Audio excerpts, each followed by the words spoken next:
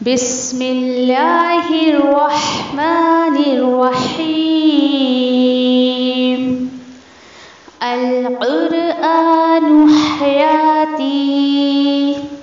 The Quran is my life, the way to connect with Allah subhanahu wa ta'ala. السلام علیکم ورحمۃ اللہ وبرکاتہ.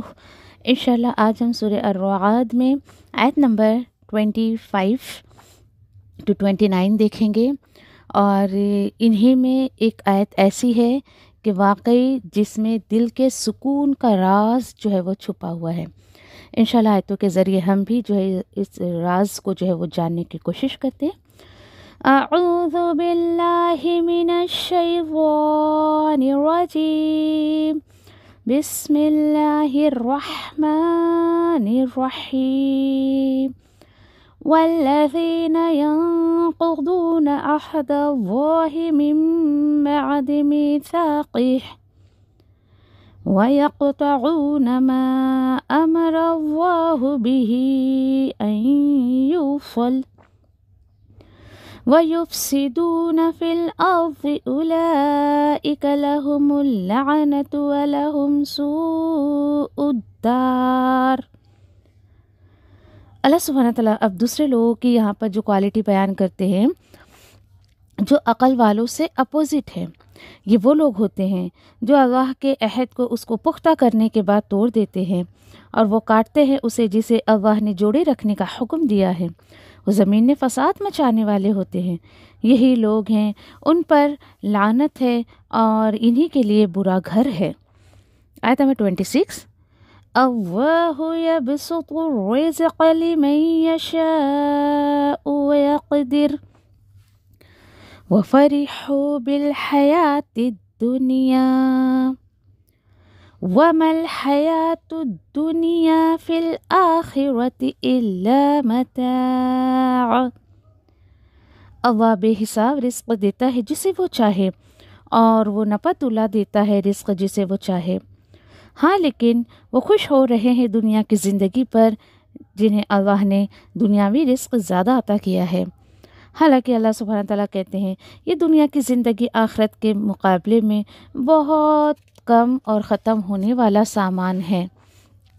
آیت نمبر 27. وَيَقُولُونَ الَّذِينَ كَفَرُوا لَوْلَا أُنزِلَ عَلَيْهِ آيَةٌ مِّن رَّبِّهِ قُلْ إِنَّ اللَّهَ يُضِلُّ مَن يَشَاءُ وَيَهْدِي إِلَيْهِ مَنْ أَنَابَ. اور کہتے ہیں وہ لوگ جو کفر کرتے ہیں، کیوں نہیں نازل کی گئی اس نبی پر کوئی ایسی نشانی یا معجزہ اس کے رب کی طرف سے؟ تو آپ انہیں جواب دے دیجئے، بے شک گمراہی میں پڑے رہنے دیتا ہے اللہ جسے چاہتا ہے، اور وہ ہدایت دیتا ہے اسے جو اس کی طرف رجوع کرتا ہے. آیت نمبر 28. الذین آمنوا وتطمئن قلوبهم بذکر اللہ الا بذکر اللہ تطمئن القلوب. اور وہ لوگ جو ایمان والی زندگی گزارتے ہیں اور اطمینان پاتے ہیں ان کے دل اللہ کے ذکر سے، اللہ کو یاد کر کے. اچھی طرح یاد رکھو، اللہ ہی کے ذکر سے، اللہ ہی کی یاد سے اطمینان ملتا ہے دلوں کو. آیت نمبر 29. الذین آمنوا وعملوا الصالحات طوبى لهم وحسن مآب. اور وہ لوگ جو ایمان کے ساتھ ساتھ عمل صالح کرتے ہیں، نیک عمل کرتے ہیں، انہیں من پسند پاکیزہ چیزیں ان کے لیے اور بہترین ٹھکانہ انہیں دیا جائے گا جنت میں. اللہ ایسے لوگوں میں ہمیں شامل کرے. الحمدللہ ہم نے جو ہے اس کی لفظی ترجمانی دیکھی. تھوڑا سا اس کا خلاصہ دیکھتے ہیں. پچھلے آیتوں میں ہم نے دیکھا کہ اللہ سبحانہ تعالیٰ نے عقل والوں کی صفات بتائی، اسی کے ساتھ ساتھ ان کا انجام بھی بتایا کہ ان کے لیے فنعم عقبی الدار ہے. جی، لیکن اس کے بالکل برعکس ایک ایسی کوالٹی، ایک ایسی صفت کے لوگ کہ جو اللہ کے عہد کو توڑتے ہیں. اللہ سبحانہ تعالیٰ نے جو جوڑے رکھنے کو کہا ہے اس کو جو ہے وہ توڑتے ہیں، اس کی اہمیت نہیں کرتے ہیں، اس کو امپورٹنس نہیں دیکھتے ہیں۔ کون لوگ یہ ہوتے ہیں انشاءاللہ ہم دیکھتے ہیں۔ تو یہ وہ ایسے لوگ ہوتے ہیں جو اللہ کی نافرمانی کرتے ہیں اور وہ کاٹ دیتے ہیں جس کو اللہ نے حکم دیا کہ انہیں جوڑ کر رکھا جائے۔ اس میں دیکھیں کہ انہیں ایمان اور عمل کے ذریعے سے اپنے اور اپنے رب کے تعلق کو قائم رکھنے کا حکم دیا، لیکن نہیں، وہ اس کو ختم کرتے ہیں، وہ اس کو توڑتے ہیں۔ نہ انہیں صلہ رحمی کا کوئی شعور ہوتا ہے، نہ انہیں حقوق اللہ، حقوق عباد ادا کرنے کا کوئی شعور ہوتا ہے، اور وہ اس کے بالکل برعکس کام کرتے ہیں۔ اور ایسے لوگ ہی ہیں جو کفر کرتے ہیں، نافرمانیاں کرتے ہیں یہ، اور لوگوں کو اللہ کے راستے سے روکتے ہیں۔ اس طرح انہوں نے اللہ تعالیٰ تک پہنچنا مشکل بنا دیا گیا ہے۔ چونکہ یہ ایسے ایسے کام کرتے ہیں تو اللہ سبحانہ تعالیٰ نے بھی پھر ان کے مزاج کے حساب سے ان کے ساتھ معاملات کرنا شروع کر دیا۔ جاؤ، تمہیں نیکی کرنا مشکل لگے گا، تمہیں اللہ کے راستے میں نکلنا مشکل لگے گا، اور دوسروں خود تو رشتے ناطے توڑتے ہیں لیکن دوسروں کو بھی وہی تعلیم دیتے ہیں کہ رشتوں کو کاٹو، رشتے ناطوں کو توڑو۔ اللہ رحم کرے ایسے لوگوں پر۔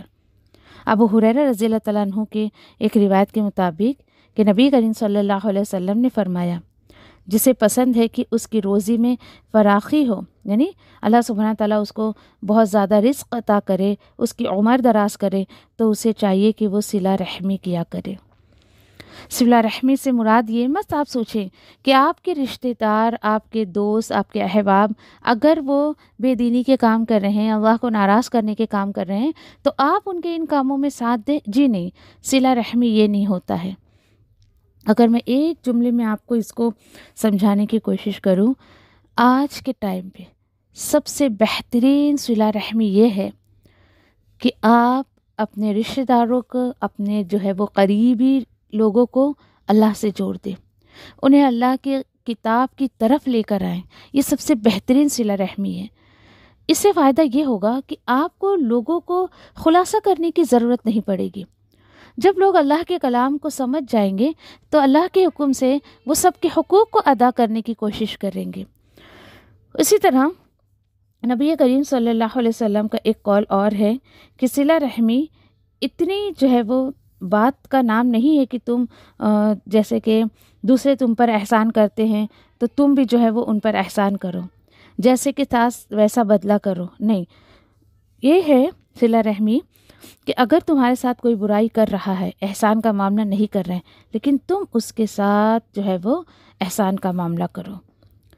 تم سے اگر کوئی کٹ رہا ہے، رشتے ناطے توڑ رہا ہے، تو تم اس سے جڑنے کی کوشش کرو۔ تمہارے حقوق کوئی ادا نہیں کر رہا ہے لیکن تم اس کے حق کو ادا کرو۔ کوئی تم سے نہ رکھے تو تم صرف اللہ کو راضی کرنے کے لیے اس سے تعلقات اور اس سے جو ہے وہ اچھے رشتے رکھو، قائم رکھو، اور اس پر احسان کا معاملہ کرو۔ عمر رضی اللہ تعالیٰ عنہ کے قول کے مطابق آپ صلی اللہ علیہ وسلم نے اس طریقے سے فرمایا۔ آج لوگوں نے صلہ رحمی کو الگ ہی پوائنٹ آف ویو سے سمجھنے کی کوشش کی کہ نہیں بھائی، جو رشتہ دار غلط ہے تو بھی غلطی میں ساتھ دیتے رہو۔ جی نہیں، ایسا نہیں چلتا ہے۔ اب یہ رویہ جو انسان اختیار کرتا ہے تو لا محالہ وہ زمین میں فساد مچانے کا کام کرتا ہے۔ کیسے؟ نمازیں ترک کر دیتا ہے، وہ زکوٰۃ خود نہیں ادا کرتا ہے، دوسروں کو بھی جو ہے ادا نہیں کرنے دیتا ہے، برائیوں کا ارتکاب کر کے بھلائیوں کو چھوڑ کر اس طریقے سے وہ زمین میں جو ہے وہ فساد مچانے کی کوشش کرتا ہے۔ آگے ان کے بارے میں اللہ سبحانہ تعالیٰ کہتے ہیں کہ ان پر اللہ کی لعنت ہے۔ لعنت کس طریقے سے؟ کہ اللہ کی رحمت سے ان کو دوری ہو گئی، ان کے لیے اللہ کی رحمت دور کر دی گئی، اور اس کے فرشتوں اور نیک بندوں کی بھی جو ہے وہ ان پر لعنت ہوتی ہے۔ اور اسی طریقے سے اس وجہ سے ان کے لیے سوء الدار ہے، ان کے لیے بہت ہی خرابی والا گھر ہے، یعنی جہنم ان کا ٹھکانہ ہوگا۔ اللہم لا تجعلنا منہم، اللہ سے دعا کرے اللہ ایسے لوگوں میں شامل نہ کرے۔ سورہ کہف میں جیسے کہ اللہ سبحانہ تعالیٰ فرماتے ہیں کہ اے نبی کریم صلی اللہ علیہ وسلم، آپ کہہ دیجئے ہم تمہیں بتاتے ہیں جو لوگ اپنے اعمال کے اعتبار سے سب سے زیادہ نقصان اٹھانے والے ہیں، وہ لوگ ہیں جن کی محنت سے دنیا کی زندگی ہی میں کھو گئی ہے اور یہ سمجھتے ہیں کہ ہم بہت اچھا کام کر رہے ہیں، یاد رکھیے ایسے لوگوں کے لیے کبھی بھی بہترین ٹھکانہ دنیا میں بھی نہیں ہو سکتا، آخرت میں بھی نہیں۔ بظاہر آپ کو لگے گا کہ دنیا میں بہت ویل آف ہے، لیکن ان کا ٹھکانہ بہت ہی برا ہوگا۔ اسی طریقے سے آگے کی آیتیں بھی اس سے کنٹینیو ہیں، اور جب کبھی بھی نیک عمل کی دین کی بات آئے گی تو رزق کی بات ضرور آئے گی۔ کیوں؟ کیونکہ یہ لوگوں کی سوچ ہے، یہ لوگوں کا ماننا ہے کہ جب انسان دین پہ چلتا ہے تو اللہ سبحانہ تعالیٰ اس کے رزق میں کمی کر دیتا ہے۔ تو جی نہیں، ایسی بات نہیں ہے۔ اس لیے اللہ سبحانہ تعالیٰ نے کہا کہ دیکھو اللہ یبسط الرزق لمن یشاء، جی بڑی خوبصورت بات اللہ سبحانہ تعالیٰ کے ناطے سے، کہ اللہ تعالیٰ جس کے لیے چاہتا ہے رزق کو بہت فراخ کر دیتا ہے، اور جس کا چاہتا ہے تنگ کر دیتا ہے۔ جی ہاں، اب کسی کو رزق زیادہ دینا اور کم دینا اس میں اللہ ہی کی طرف سے مصلحت ہے، اور اللہ سبحانہ تعالیٰ جس کو زیادہ دیتا ہے یا کسی کو کم دیتا ہے۔ تو اب یہ نہ سمجھے کوئی کہ کافروں کو اللہ سبحانہ تعالیٰ نے اتنی دنیا دے دی ہے، اتنی رزق جو ہمیں فراوانی کر دی ہے، تو جو ہے وہ دنیا کی ان کو اتنی فراخی ہی سب کچھ ہے۔ ہاں، لیکن وہ آخرت سے وہ بے خبر ہیں، غافل ہیں، تو اللہ نے انہیں دنیا دے کر آخرت بلا دی ہے۔ اللہ اکبر۔ تو اس طریقے سے انسان کو جو ہے وہ دنیا میں رہتے ہوئے آخرت کو نہیں بھولنا ہے۔ یاد رکھیے کہ دنیا جو بہت زیادہ اللہ نے کسی کو دی ہے تو اس کے لیے ایک مہلت ہے وہ، اور مہلت کس طریقے سے؟ یہ جو اللہ سبحانہ تعالیٰ نے دنیا دے کر آخرت بلائی ہے، یہ ایک گریجولی ان کی پکڑ ہوتی ہے۔ دنیا میں بھی آگے ہم پڑھیں گے انشاءاللہ قرآن میں کہ دنیا میں بھی اللہ سبحانہ تعالیٰ ان کو چھوٹے چھوٹے عذاب چکھاتے رہتا ہے، تاکہ انہیں بڑے عذاب کو چکھنے کا، وہ جہنم کی آگ کو چکھنے کا ان کو ایک یعنی کہ پریکٹیکلی یہیں پر ان کو بتایا جاتا ہے، بیماری کی شکل میں، کچھ اللہ کی طرف سے آفت بلائیں آتی ہے اس کی شکل میں۔ اور اسی کے ساتھ ساتھ یہ یاد رکھے کہ ایک اللہ سبحانہ تعالیٰ جو ہے وہ کافروں کو رزق میں جو وسعت دے رکھی ہے، یہ ایک ڈھیل ہے، تاکہ جو بھی وہ کفر کا اور نافرمانیوں کا کام کر رہے ہیں نا، اس میں آگے بڑھتے جائے۔ بس اوقات دیکھیں کہ مومن کی زندگی کو اللہ سبحانہ تعالیٰ کم کر دیتے ہیں یا تنگ کر دیتے ہیں، تاکہ دنیا میں اس کے گناہ ختم ہو جائے۔ سبحان اللہ۔ وہ کم اللہ اس کو جو دیتا ہے اس پر وہ اتفاق کرتا ہے، اللہ کو راضی کرنے کی کوشش کرتا ہے، غلط کام سے بچتا ہے، اور اس کی وجہ سے اللہ سبحانہ تعالیٰ اس کے بہت سارے گناہوں کو معاف کر دیتا ہے، اور رزق میں بہت زیادہ وسعت کافروں کو مغرور بنا دیتا ہے۔ لیکن اگر کسی مومن کو اللہ نے رزق میں تنگی دی ہے، وہ اس کے ذلیل ہونے کا سبب کبھی نہیں بنتی ہے، بلکہ اس کے گناہوں کو ختم کرنے کا سبب بنتی ہے۔ اب یہاں پر ایک بات پر ہمیں تھوڑا سا غور و فکر کرنا چاہیے کہ اگر کسی کے پاس رزق میں کمی ہے تو اسے کیا کرنا چاہیے، اور کسی کے پاس زیادہ ہے تو اسے کیا کرنا چاہیے۔ دیکھیے، رزق زیادہ ملے تو انسان کو شکر گزار ہونا چاہیے، اور اگر رزق اس کو کم ملے تو انسان کے اندر صبر و قناعت کا طریقہ اس کو اختیار کرنا چاہیے۔ کبھی کبھی ایسا ہوتا ہے کہ انسان یہ ایسا ہے تو یہ بہت صحیح عمل ہے، لیکن کبھی کبھی غلط طرز عمل ہو جاتا ہے کہ رزق میں کمی کی وجہ سے انسان کے اندر احساس کمتری آ جاتی ہے۔ میں نے بہت سارے لوگوں کو دیکھا ایسا کہ اگر ان کے اندر بہت یعنی ان کے پاس اگر بہت مال و دولت نہیں تو اپنے خود کو کسی لائق ہی نہیں سمجھتے، میں تو کچھ کر ہی نہیں سکتا ہوں، میں تو ایسا ہوں ویسا ہوں، نہیں، بلکہ اسے یہ ہونا چاہیے تھا کہ میرے رب نے جو دیا ہے وہ میرے حق میں بہتر ہے، مجھے شکر کرنا چاہیے، مجھے صبر کرنا چاہیے۔ اور اس کی زیادتی جو ہوتی ہے نا، اس کی وجہ سے انسان کے اندر جو ہے کبھی کبھی وہ واقعی احساس برتری میں بھی مبتلا ہو جاتا ہے، اور یعنی کچھ لوگ ہوتے ہیں نا، ہاں نہیں میں تو ابھی بہت یہاں غریب ہوں تو میں جنتی ہی رہوں گا، ایسا ویسا میں کچھ بھی عمل کر لوں۔ جی نہیں، اللہ سبحانہ تعالیٰ ایسا معاملہ نہیں کرتے ہیں۔ یعنی جو بھی ہے، جس کو رزق زیادہ ملا ہے اس کے لیے بھی آزمائش ہے، جس کو کم ملا ہے اس کے لیے بھی آزمائش ہے۔ सब तरफ से अल्लाह सुब्हानहू तआला ने आजमाइश रखी है। असल चीज़ क्या है? असल चीज़ ये है कि अल्लाह ताला कहते हैं और जो लोग दुनिया ही पर खुश हो गए हैं, यानी काफिर जैसे कि दुनिया पर मुतमईन होकर आखिरत से गाफिल हो गया है, जबकि आखिरत के मुकाबले में दुनिया की जो कि दुनिया बहुत ही थोड़ा है आखिरत के मुकाबले में जी। और आप ये भी सोचें ना कि अल्लाह सुब्हानहू तआला ने, ये तो अल्लाह का शुक्र अदा करना चाहिए हमें कि रिज़्क़ की बाँट का मामला अल्लाह सुब्हानहू तआला ने अपने हाथ में रखा है। और यहाँ पर अगर आप थोड़ा सा गौर करें इस आयत पर ना, आयत का जो पहला हिस्सा था, अल्लाह सुब्हानहू तआला की 4 सिफ़ात का जिक्र किया गया है। एक तो अल्लाहु, अल-बासितु, अर-रज़्ज़ाक़ु और अल-क़ादिरु। सुब्हान अल्लाह। देखिए, उस रब को पता है कि मुझे और आपको कब क्या चीज़ कितनी मिलनी है और कितना हमारे हक में बेहतर है।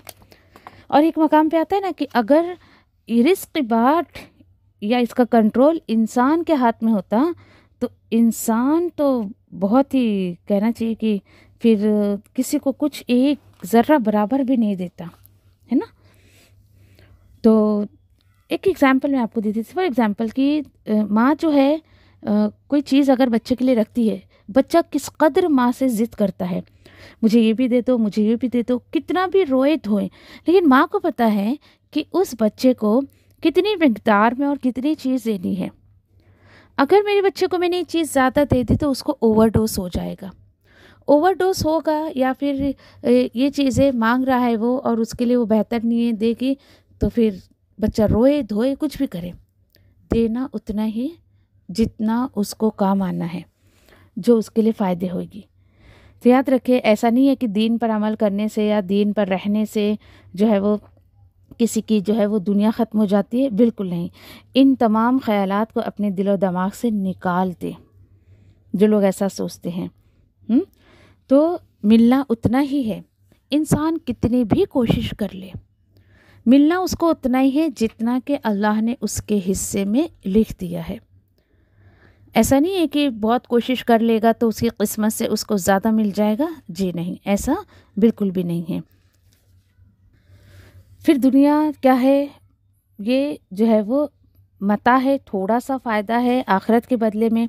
नबी करीम सल्लल्लाहु अलैहि वसल्लम के कौल के मुताबिक कहते हैं आप सल्लल्लाहु अलैहि वसल्लम, अल्लाह की कसम, दुनिया आखिरत के मुकाबले में इसी तरीके से जिस तरीके से तुम से कोई आदमी अपनी उंगली अगर दरिया में डाले और फिर यहया जो है अलैहिस्सलाम ने शहादत की उंगली की तरफ इशारा करके कहा है कि आप सल्लल्लाहु अलैहि वसल्लम ने ऐसा किया था, और उसको निकाले, उस उंगली पर देखे कि कितना सा पानी लगा हुआ है, बस वो दुनिया है, और वो दरिया, वो समंदर, वो क्या है? वो आखिरत है। सुभान अल्लाह। तो हमें चाहिए कि इस दुनिया से हम बिल्कुल जो है, यानी कि इस दुनिया में रह के आखिरत की तैयारी करें, इस दुनिया को ही अपना सब कुछ ना बना ले, सब कुछ ना समझ ले इसी को।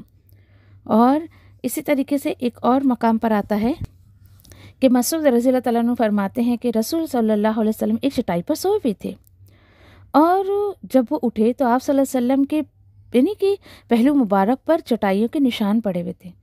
तो सहाबा ने अर्ज़ किया कि या रसूलल्लाह, हम आपके लिए बिस्तर ना ला दें? आप सल्लल्लाहु अलैहि वसल्लम ने फरमाया, मेरा दुनिया से क्या ताल्लुक़, मैं तो दुनिया में एक सवार की तरह हूँ, यानी बस एक मुसाफिर की तरह हूँ। अल्लाह के और उसके बाद यानी कि अल्लाह के रसूल ने फरमाया कि बस मैं तो एक मुसाफिर ऐसा हूँ कि मैं अगर सफ़र में निकला हूँ, किसी दरख्त के साए में ठहरा रहा और आराम करने के बाद फिर उसे छोड़कर चला जाता हूँ अपनी मंजिल की तरफ। अल्लाह अकबर। देखिए, मेरा और आपका भी यही बिल्कुल सोच होनी चाहिए कि मैं दुनिया उतनी ही समेटूँ, या मैं दुनिया के लिए उतनी ही कोशिश करूँ जितना मुझे यहाँ रहना है। चॉइस आपके ऊपर है, सोच आपकी है, आपको इस दुनिया में कितनी कोशिश करना है और आखिरत के लिए कितनी कोशिश करना है। एक और हदीस है, और जाबिर रज़ी अल्लाह तआला अन्हु से रिवायत है कि एक मरतबा वो बाज़ार से गुज़र रहे थे, किसी बुलंदी की जगह थी, और उसके बाद जो है सहाबत थे सारे लोग वहाँ पर। आप सल्लल्लाहु अलैहि वसल्लम ने एक है ना जो है वो बकरी का बच्चा देखा जो यानी कि मरा हुआ था, ठीक है, और छोटे छोटे कान थे उसके, और वो मरा हुआ था। तो उसके कान को पकड़कर आप सल्लल्लाहु अलैहि वसल्लम ने कहा कि कौन है जो इसको 1 दिरहम में जो है वो लेना पसंद करेगा। صحابہ نے عرض کیا کہ یا رسول اللہ کہ یہ مرا ہوا ہے، کون اس کو لینا پسند کرے گا، یہ تو مردار ہے۔ تو آپ صلی اللہ علیہ وسلم نے کہا کہ تم چاہتے ہو یہ تمہیں مل جائے؟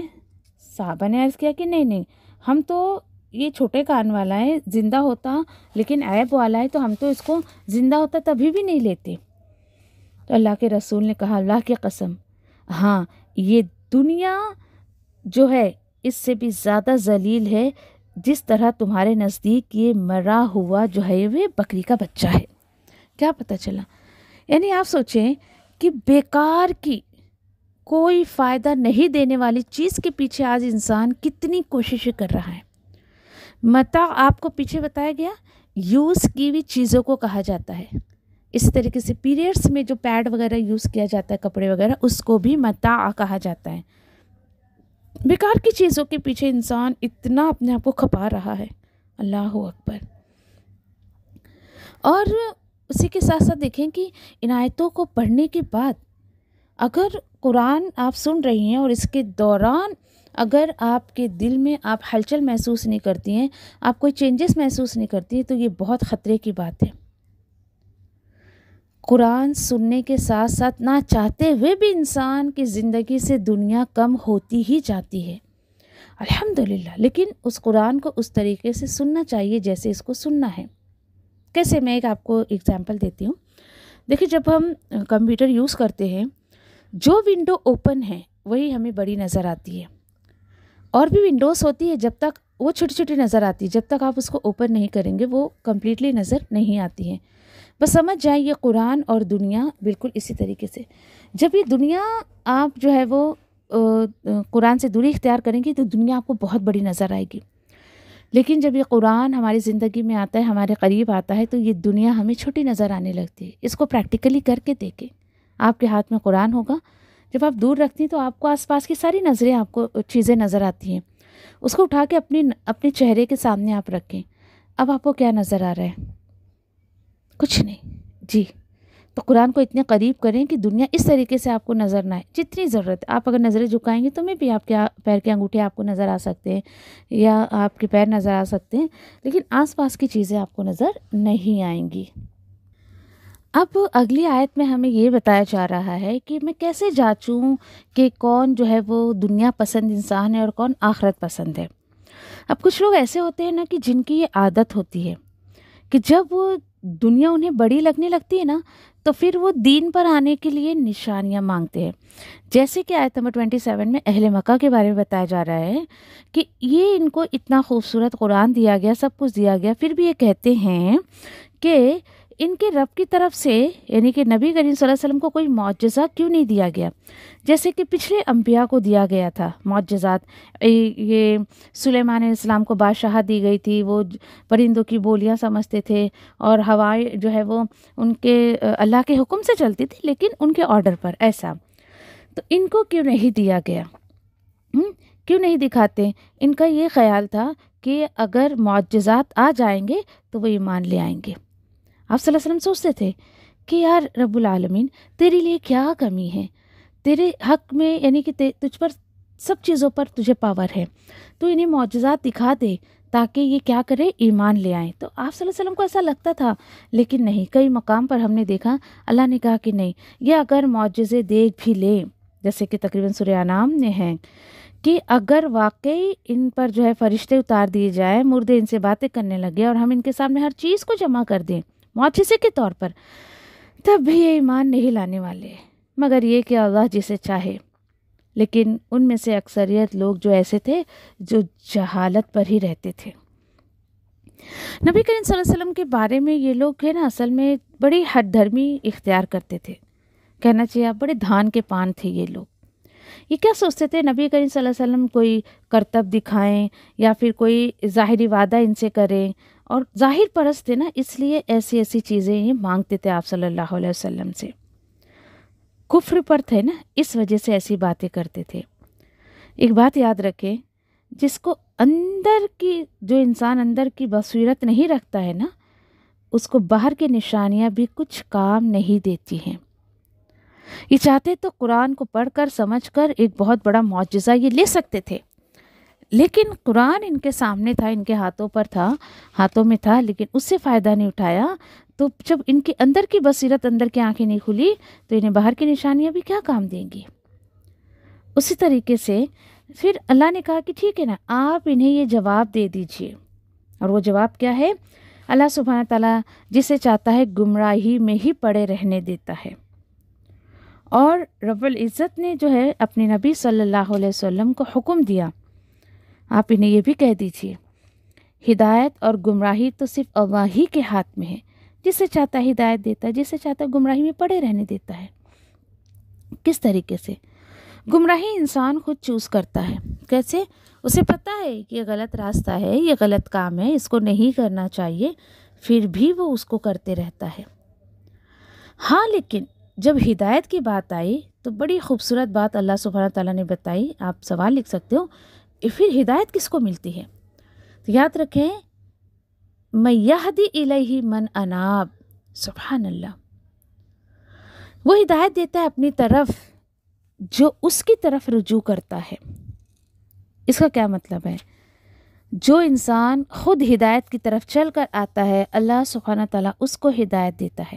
من اناب آیا ہے، دیکھیے، جو توبہ کر کے اللہ کی طرف پلٹتا ہے. اور انابت، یاد رکھے کہ انابت جو ہوتی ہے، اصل انابت ہوتی ہے خیر اور بھلائی کی طرف رجوع کرنا. کیسے پتہ چلے میں اور آپ ہدایت کی طرف ہے یا نہیں؟ تو بس دیکھ لے ہر بندہ خود کو کہ وہ خیر اور بھلائی کے کتنے کام کر رہا ہے وہ. اور یاد رکھے کہ ہدایت کسی کو معجزات سے نہیں ملتی ہے، رجوع الی اللہ سے ملتی ہے. اگر کسی نے ایک معجزہ، ایک نشانی بھی نہ دیکھی ہوگی، لیکن اللہ کی طرف وہ رجوع کرنا چاہے تو اللہ سبحانہ تعالیٰ اسے اپنی طرف ہدایت دے دیتا ہے. یعنی اس کو نیکیوں کی توفیق مل جاتی ہے اور وہ نیکیاں کرتے رہتا ہے. اور پھر کیونکہ دیکھیں، آپ ایک سمپل سا جملہ یاد رکھیں کہ آپ اپنے گھر کا پتہ کس کو دیتی ہیں؟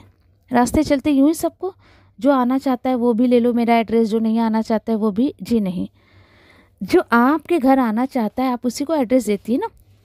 بھئی ایسے ایسے آنا ہے، ایسے ایسے آنا ہے، پورا اس کو سمجھاتی ہیں. اللہ سبحانہ تعالیٰ کا اپنے بندوں کے ساتھ یہی معاملہ ہے. جو اس کی طرف رجوع کرتا ہے اسی کو اللہ ہدایت دیتا ہے. اللہ وہ ہے نا ایک بات ہے، تمہیں چاہ نہیں تو ہمیں راہ نہیں. ہدایت کے معاملے میں اللہ سبحانہ تعالیٰ کی طرف سے کوئی زور زبردستی نہیں ہے. اب ایک سوال اٹھتا ہے، اچھا کیا قرآن پڑھنے کے بعد ہدایت مل جائے گی؟ میری بات سنیے دھیان سے، میں کیا کہہ رہی ہوں. قرآن پڑھنے کے بعد ہدایت مل جائے گی؟ تو مجھے ایک بات بتائیں، آپ کو کہیں جانا ہے، آپ ایک جگہ پر ہیں، ایک جگہ سے اٹھ کر فار ایگزامپل کسی ایسی جگہ آپ جانا چاہتی ہیں جس کا راستہ آپ کو پتہ نہیں ہے. تو آپ سوچیں گی، گاڑی بک کریں گی، پھر درست راستہ ہے اس کو میپ کو نکالیں گی. پھر مشکلات کی وجہ سے آپ کو ہو سکتا ہے کہ راستہ بدلنا پڑ جائے. بھئی یہ راستے پر بہت مشکلات ہے، چلو دوسرے راستے پر چلتے ہیں، ایسی نا. تو آپ کو فزیکلی وہاں پہنچنا پڑے گا. ٹھیک ہے، سمجھ گئے آپ؟ اسی طریقے سے اگر آپ کو جنت تک پہنچنا ہے تو سوچ کر یا صرف قرآن پڑھ کر آپ کو جنت حاصل نہیں ہو جائے گی.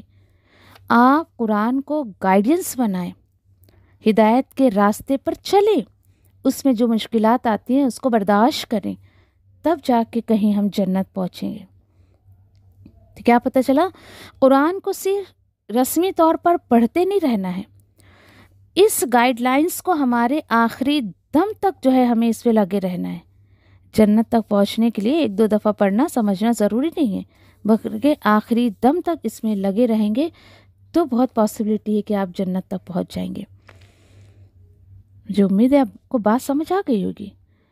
اسی طریقے سے آپ دیکھیں کہ یہ جو لوگ تھے کفار مکہ، یہ بہت ڈیمانڈ کرتے تھے نبی کریم صلی اللہ علیہ وسلم سے.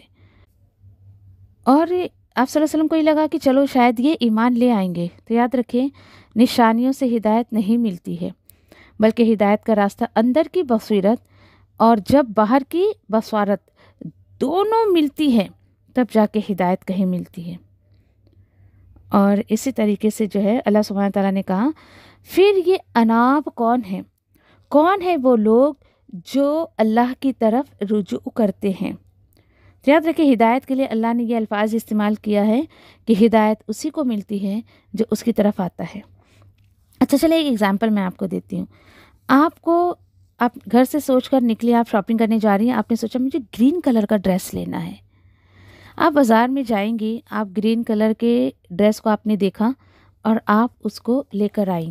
ٹھیک ہے، کیونکہ آپ نے کوشش کی، آپ نے اس کو ڈھونڈا اور آپ گئی وہاں پر اور آپ کو گرین کلر کا ڈریس مل گیا. لیکن آپ کے ساتھ ساتھ اس شاپ پر اور لوگ بھی ہوں گے نا، اور بھی لیڈیز آئی ہوں گی. انہوں نے کیوں نہیں لیا اس گرین کلر کے ڈریس کو؟ کیونکہ وہ نہیں سوچ کر آئی تھی کہ مجھے گرین کلر کا ہی ڈریس لینا ہے. تو اسی طریقے سے جو انسان سوچتا ہے، کوشش کرتا ہے، اللہ اس کو ہدایت دیتا ہے.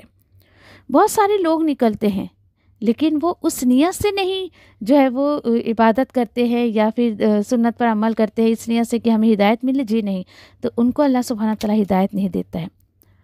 جس طریقے سے آپ گھر پر آپ اگر کچھ گھر کا سامان لینے جا رہی ہیں اور آپ بولے کہ نہیں بھائی میں تو چلو کچھ اور خرید لیتی ہوں، میں جو ہے کپڑے خریدنے گئی، فرنیچر لے آؤں، تو گھر والے بھی کہیں گے کیا بیوقوفی کری تم نے، فرنیچر لینے گئی تھی تم کپڑے لے آئی. تو کیا پتہ چلا غلط لوگوں کو ہدایت کبھی نہیں ملتی ہے. تو جو اس کی کوشش کرتا ہے، اس کی طرف جاتا ہے، اللہ سبحانہ تعالیٰ اس کو ہدایت دیتا ہے. اگلی آیتیں انشاءاللہ ہم اس میں کنٹینیو کریں گے انشاءاللہ. سبحان اللہ وبحمدہ، سبحانک اللہم وبحمدک، نشہد ان لا الہ الا انت، نستغفرک ونتوب الیک. السلام